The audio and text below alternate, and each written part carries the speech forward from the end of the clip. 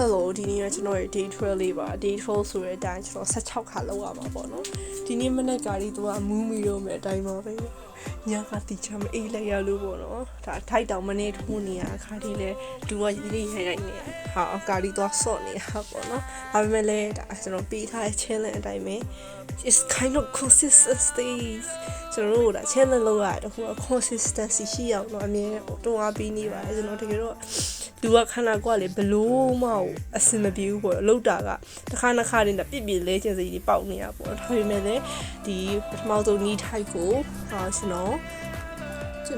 6ခါလောက်လိုက်တယ်ပေါ့နော်ဆိုတော့နီးတိုက်ကဆိုဒီနေ့ကလည်းကြောပြန်မထိုးဘူးလေဘယ်လိုမျိုးစီစဉ်ထားလဲဆိုတော့နီးတိုက်ထိုးမယ်နီးတိုက်ထိုးပြီးဆိုရင်နီးတိုက်နည်းနည်းလေးကျွန်တော်မန်တိုက်ကိုထိုးဝင်နည်းနည်းလေးကျွန်တော်ပုံမှန်ထိုးနေကြခါ level တန်း level ပါတယ်ရှိရပေါ့နော်ဒီနောက်မှမြင်နေရတဲ့ဒီနောက်မှမြင်နေရတဲ့ဒီမှာဒီလေကားရရှိရပေါ့အဲ့လေကားရတာပထမဆုံးကျဆိုကျွန်တော်ထိုးနေကြ level တန်းလို့ပြောလို့ရတယ်အဲ့ထိုးနေကြ level နဲ့တစ်စနည်းနည်းလေးနဲ့ဒီဒုတိယပေါ့နော်လေကားနေနေဆိုရင်တော့ကျွန်တော်ဒီဘက်ကလေကားတက်တဲ့လေကားနေဒုတိယထပ်ကိုကျွန်တော်ထိုးပါတယ်ဆိုတော့ကျွန်တော်ဒီမှာဆိုရင်တော့ big တစ်ခေါက်ခါလို့ like hip ကိုအရင်ကြီးမကြအောင်တော့နောက်ကိုတော်တော်ဆုပ်ပြီးထိုးရပေါ့ဒါပေမဲ့လည်းဘာဖြစ်လဲဆိုတော့လူကတကယ်ဒီပထမဆုံးတစ်ခေါက်ထိုးလို့ဆိုရင်အဲ့လေကားနဲ့မင်းနဲ့အုံကနေရိုက်မိတော့ဘလို့ပဲကျွန်တော်အဲ့မှာမနေ့ကတော်ခန္ဓာကိုယ်ကခန္ဓာကိုယ်ဆိုတဲ့ခေါင်းကအချင်းကြီးမကောက်ရတာနားလိုက်ထိုးလိုက်16ခါကိုပြီးမချင်းထိုးပါတယ်ဆိုတော့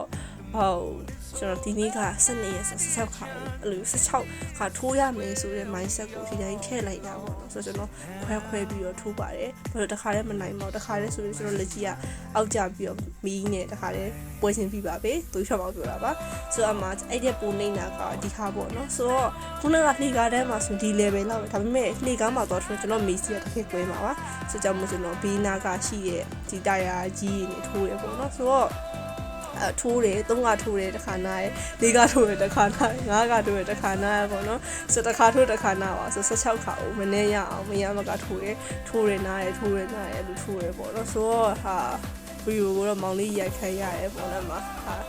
ဖြစ်တဲ့ဟာရလည်းအများကြီးဖြစ်သွားပါတယ်ဆိုတော့ဒီမှာမနေကိုပဲထိန်းရတဲ့တစ်ခါပါလဲဆိုအဲ့ကျွန်တော်ဖြစ်နေကြတစ်ခုပေါ့နော်ဒါ error ဆိုတဲ့အမှားတစ်ခုပေါ့နော်ဒီနောက်က hip ကြီးကျန်ခဲ့တယ်ဆိုရင်ကိစ္စပေါ့နော်ဆိုတော့အဲ့ဒီဟာကိုမနေ့ထိုးပါအပြီးသွားပြီဆိုရင်ဒီမှာကတော့အရင်ကြီးတခြားဟာရအရင်ကြီးQ set ရမလို့ဒီတစ်ခုပဲပေါ့နော် hip ပြန်ဆန်နေတဲ့ကိစ္စရဲ့နောက်ပြီးတော့ဒီပြန်မဲ့တဲ့အခါဆိုမနေ့ခေါင်းယူအရင်မဲ့ရတယ်ကြတော့ကျွန်တော်ခန္ဓာကိုယ်လိုက်မဲ့ရမယ်ဆိုတော့ခေါင်းယူအရင်မဲ့ရပါတယ်ဒီနေ့ကဒီလောက်ပါပဲbye bye